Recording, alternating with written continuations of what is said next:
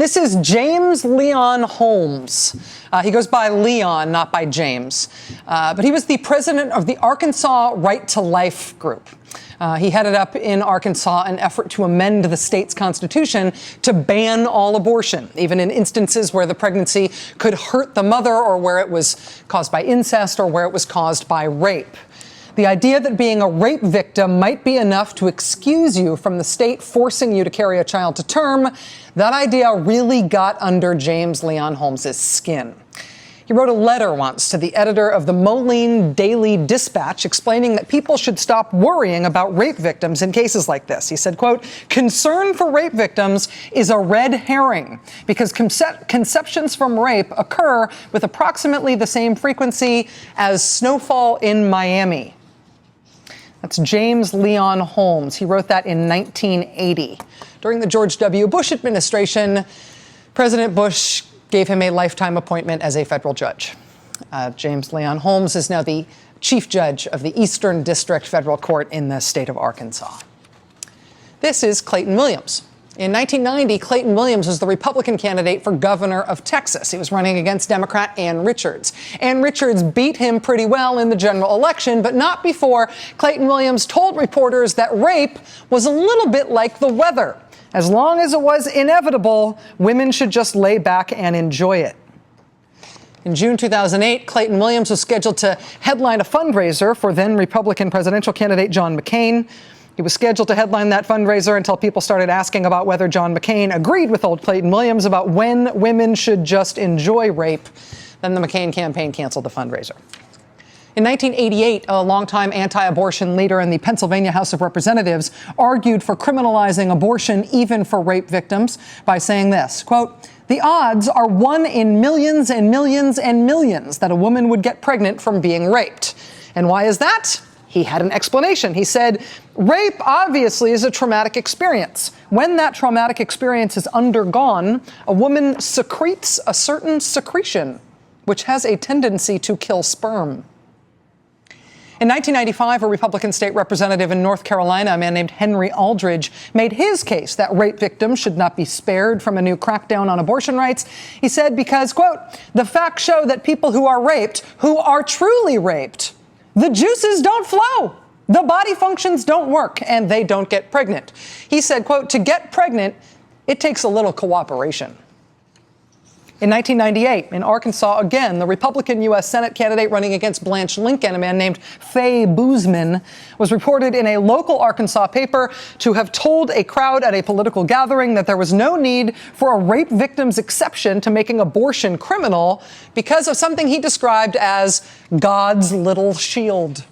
He later denied using the exact phrase, God's little shield, but he did explain further that based on anecdotal information he had collected as an ophthalmologist, he knew for a fact that real rape victims could not get pregnant from a rape, biologically speaking. In 1999, the former president of the National Right to Life Committee published an article that anti-abortion activists still link to online today. It says the same thing all those Republican men had been saying for all those years, that women don't get pregnant when they're raped, which these guys in the anti-abortion movement and in the anti-abortion movement side of Republican politics keep arguing. They keep making this case in public because it has important policy consequences for them. See, if you can't get pregnant by being raped, then anybody who is pregnant, by definition, was not raped. It cannot have been a rape. No matter what you say, you must have wanted it if you ended up pregnant. And if you wanted it, there's no reason to feel sorry for you and let you end this pregnancy. You should have thought about that before you lured your supposed rapist to do this thing that you obviously secretly wanted. What was the line there? To get pregnant takes a little cooperation. So we know you secretly wanted it, otherwise you wouldn't be pregnant. And we wouldn't now be talking about what the government is going to force you to do with regard to your pregnancy. Exceptions to the government's decisions based on you supposedly being raped, these guys say, are BS exceptions. Because any woman who says she wants an abortion because her pregnancy is the result of a rape, by definition, she is lying about the rape thing. That's the reasoning here, right? That's why you need to come up with the cockamamie fake science theory if you want to talk about that as a policy. And so quietly over the last few years, as the Republican Party has sort of slipped its moorings post-Bush and Cheney, as the party apparatus has largely fallen apart and the conservative movement has really stepped in and taken over in the party's place, as that has happened over the last few years, rape and incest exemptions from Republican abortion bans have sort of fallen out of favor. I mean, there have always been people in Republican politics who thought that rape victims had it too easy and we should stop coddling these rape victims, these lying rape victims who seriously, secretly wanted it. Those folks were always around in anti-abortion politics and in Republican politics. But now, in this Republican Party, they have taken over. It was Sarah Palin's position in 2008 as the Republicans' vice presidential nominee that there should be no exceptions for rape and incest victims when the party would criminalize abortion. In 2010, it was the position of a whole bunch of Republican Senate candidates. Sharon Angle, as the Republican U.S. Senate candidate in Nevada in 2010, she said the government forcing a rape victim to bear the rapist's child should be thought of as a way of making lemons out of lemonade. Abolishing rape and incest exemptions was also championed that same year, 2010, by Christine O'Donnell in Delaware. She lost. By Joe Miller in Alaska. He lost. And by Rand Paul in Kentucky. He won. It was also championed, of course, by Ken Buck in Colorado. Ken Buck lost a Senate seat in 2010 in Colorado, a seat that Republicans never otherwise should have had any business losing. I am pro-life, and I'll answer the next question. I don't believe in the exceptions of rape or incest. The Ken Buck position is not an outlying position for the Republican Party anymore. It has become the new Republican normal. I mean, yes, so-called personhood amendments to ban all abortions, including for rape and incest victims, and to also ban hormonal birth control and many fertility treatments. Those personhood amendments got voted down by huge margins in 2008 in Colorado, and in 2010 in Colorado, and in 2011, even in Mississippi. But by the following year, by 2012, by February 2012, in the Republican presidential primary, Ron Paul and Newt Gingrich and Rick Perry and Rick Santorum had all signed on to personhood as their policy position. Rick Perry even went so far as to repent on the campaign trail this year for previously saying there should be rape and incest exemptions to criminalizing abortion. This year, Rick Perry said that watching one of Mike Huckabee's DVDs changed his mind. And now he, too, believes that rape and incest victims should be forced by the state to give birth against their will. In New Hampshire, in Georgia, in Indiana, in Virginia, in Idaho, in South Carolina, in Iowa, Republicans in all of those states in the past couple of years have moved to overtly go after rape victims and incest victims in anti-abortion laws, removing protections that they used to have in law. In the House of Representatives, federally, when Republicans voted on a new abortion ban for Washington, D.C. recently, it, of course, had no exemptions for rape victims or incest victims. H.R. 3, the third bill introduced by the Republican majority when they took over the House after the 2010 elections, H.R. 3 was not just a federal rollback of abortion rights. It initially tried to redefine rape in federal law, creating a new category called forcible rape. What I guess you might think of as real rape, to what? Distinguish it from non-forcible rape, the kind of rape women secretly want and like?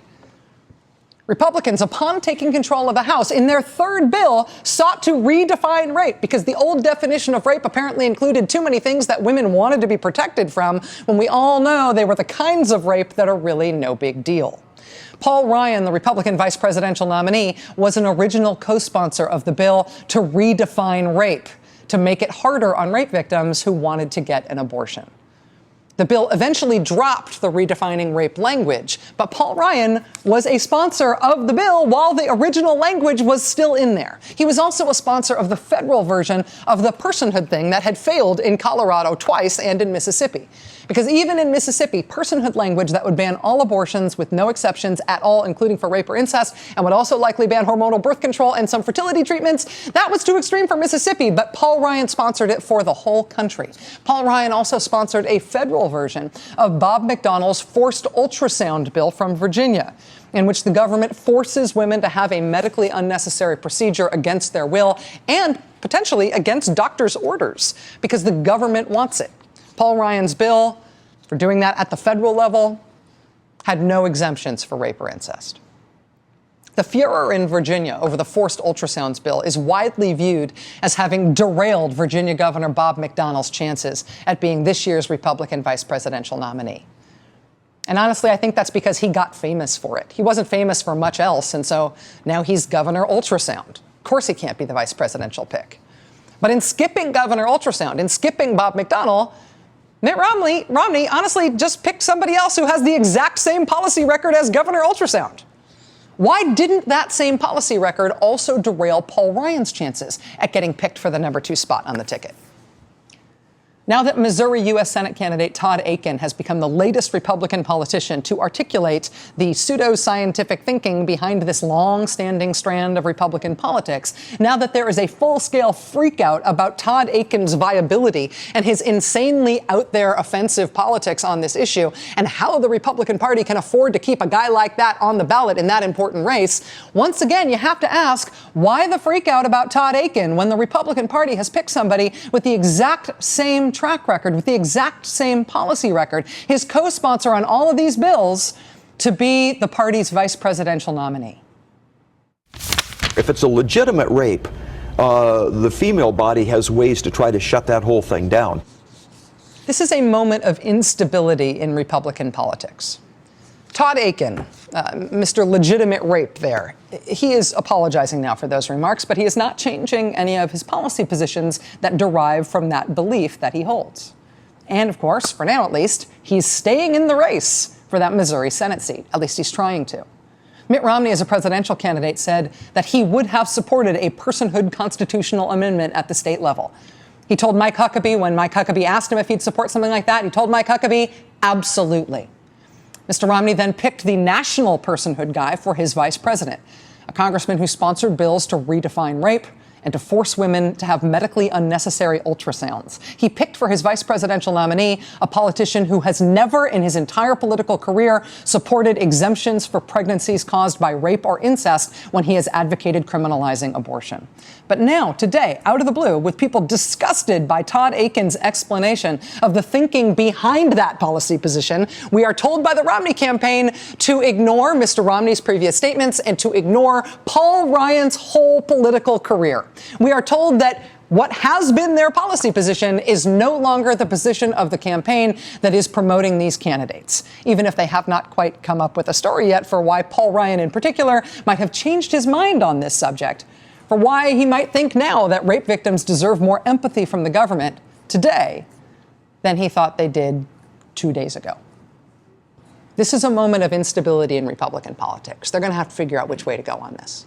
The Republican Party let this strand of strange politics grow within its midst. They let it become mainstream Republicanism.